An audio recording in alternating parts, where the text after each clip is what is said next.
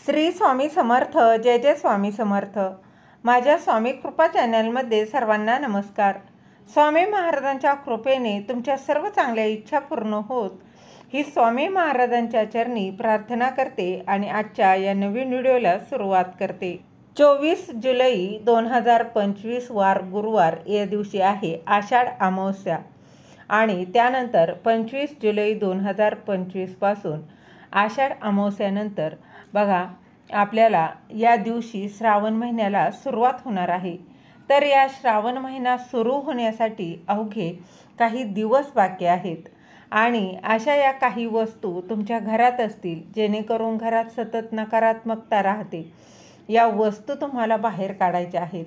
नाहीतर बघा श्रावण महिना म्हटलं तर हा भोलेनाथांचा उपासनेचा महिना मानला जातो. मग ती सेवा कुठल्याही बघा देवाची सेवा असो त्या सेवेचं पुण्य हे मिळण्याऐवजी या वस्तू जर घरात असल्या आणि त्या घरात असल्यामुळं अडचणी ह्या येत असतात. तर अशा या काही वस्तू आपल्याला घराबाहेर काढायच्या आहेत. या वस्तूंमुळे तुम्ही कितीही सेवा केली तरी त्याची काहीही उपयोग होणार नाही. तर त्या कोणत्या वस्तू आहेत त्याच या व्हिडिओत मी तुमच्यासोबत शेअर करणार आहे.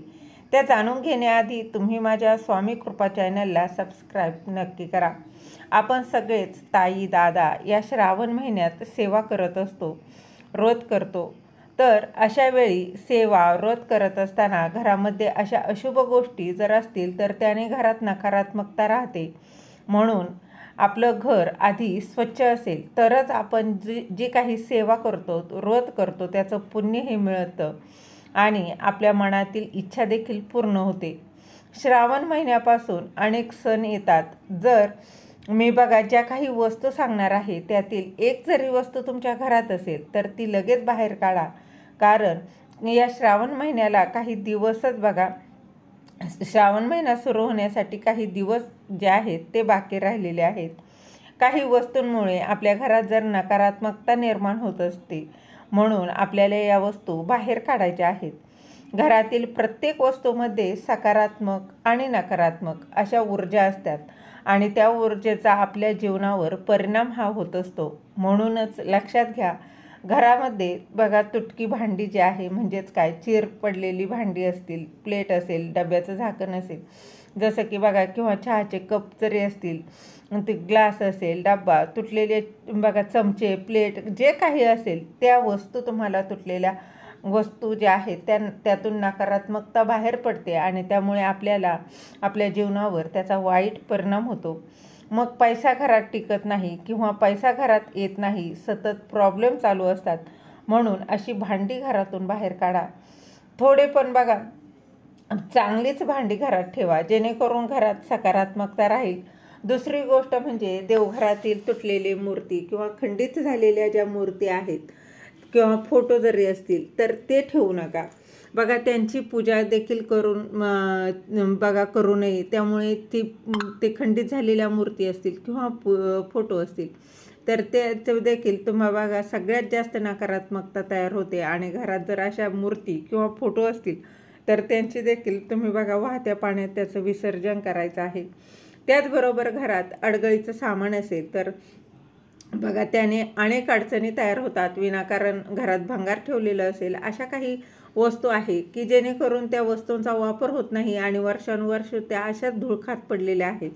तर अशा वस्तू बाहेर काढा.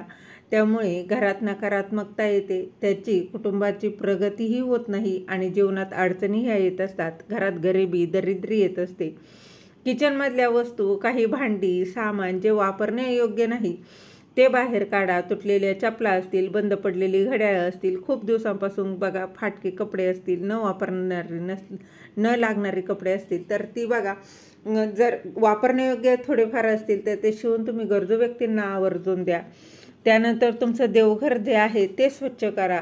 घर जेवढं स्वच्छ असेल तेवढं देवघर देखील बघा. देवघर जेवढं स्वच्छ, घर जेवढं स्वच्छ तेवढं सुखी समृद्धी त्या घरात नांदते.